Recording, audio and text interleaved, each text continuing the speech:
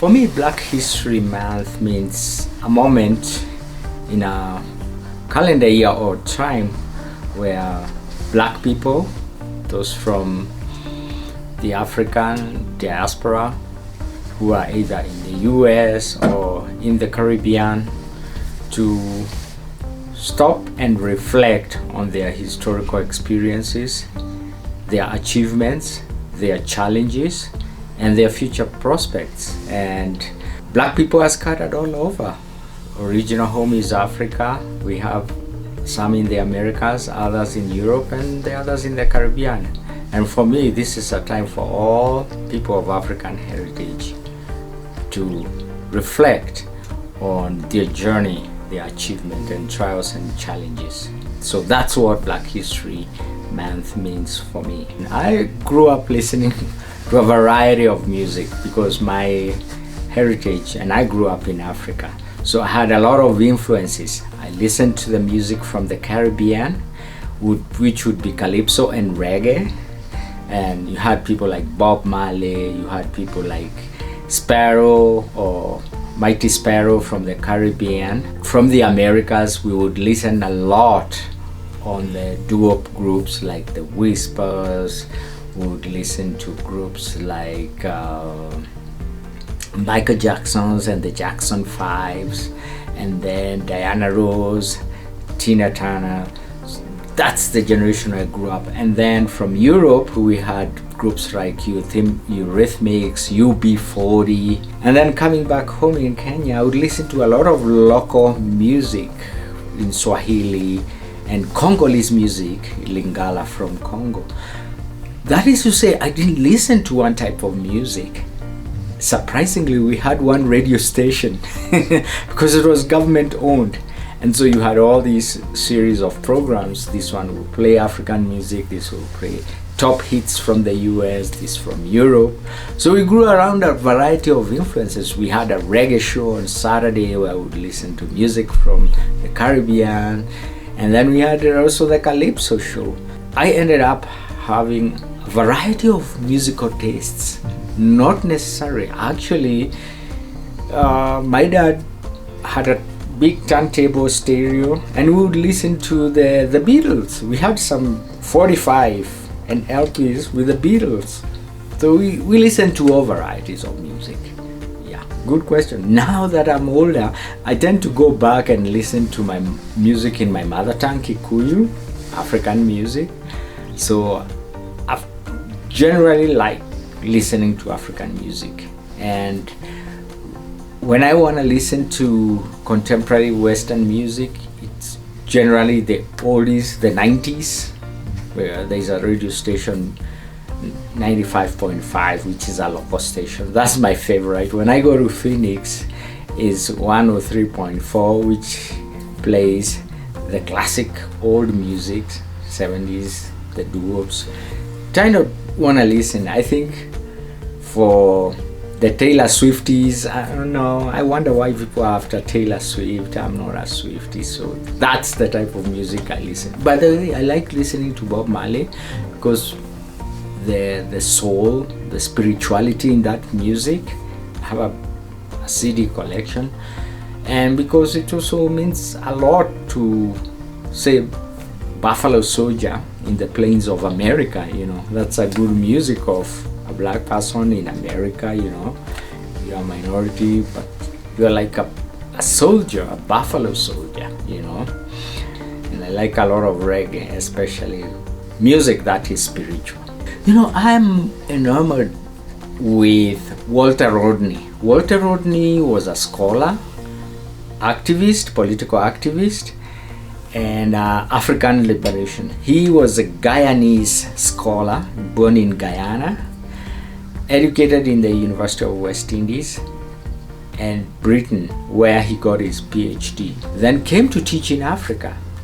So what I see about him is that he transcended 3 regions where black people reside. Born in Guyana, among the blacks who were taken to Caribbean / Central America, went to school in the UK and taught in Africa, University of Dar es Salaam. And he was assassinated in 1980 after he returned from Zimbabwe's independence, because the president of Guyana was afraid of his activism.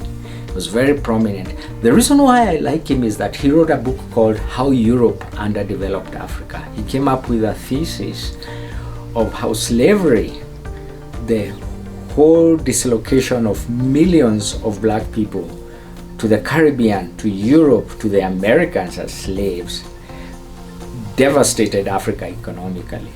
And to me, he was the first person to make a case for reparation. If Europe underdeveloped Africa, Europe was controlling slavery, and millions, 1/3 of African population was dislocated, then he began the call for reparation.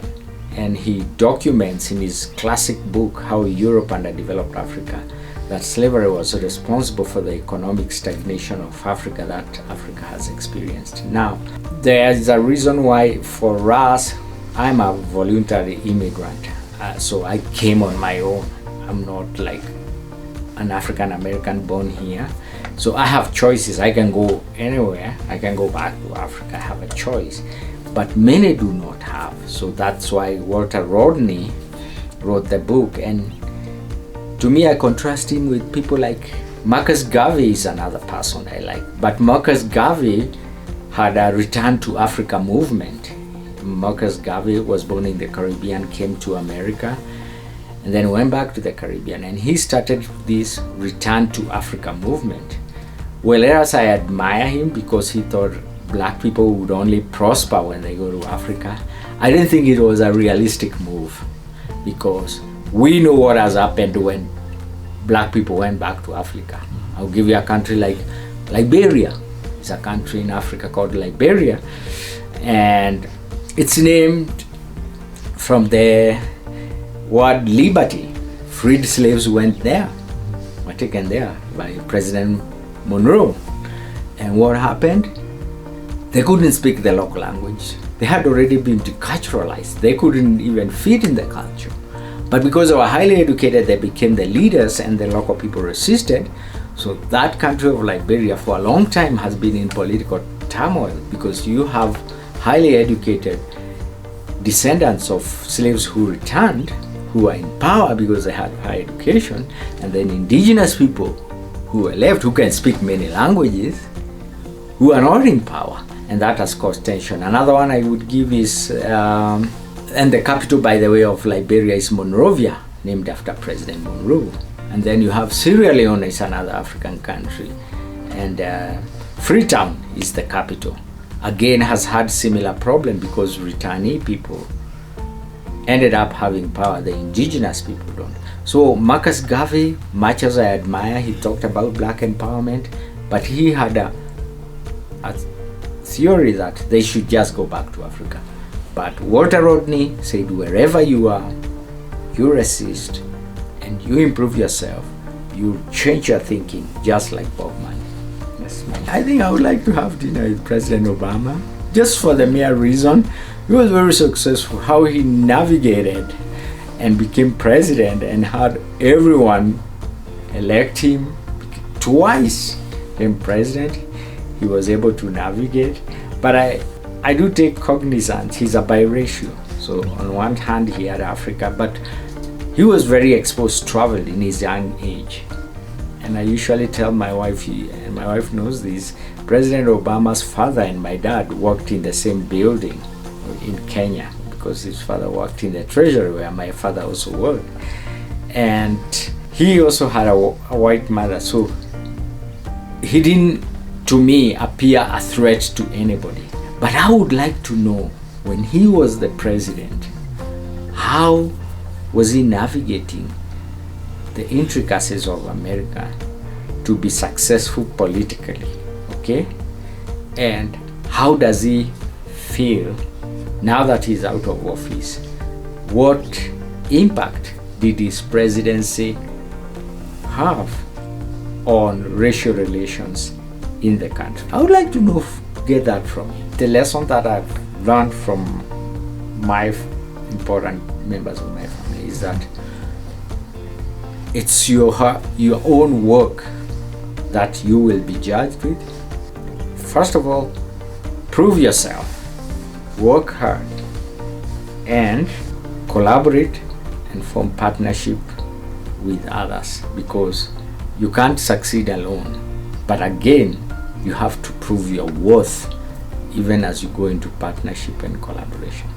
I would like them to know that the world is becoming smaller and smaller, especially with advancement in technologies. Living in isolation will not help, and that really there is a flattening of the world. Before, you could stay on your own, but that's not realistic. Number two, you better develop people skills to navigate, because the world is smaller. You're gonna live with all racial groups, okay, all ethnic groups. Come into contact with them. Unlike before, you could isolate yourself, work with your own, but that's not the reality. And that you better develop people skills, but at the same time ensure that you promote and retain your dignity as a human being. Yes, there will be differences in perspectives, the way we see, but when you prove yourself, you've developed people skills, and you affirm your dignity, I think you can make it.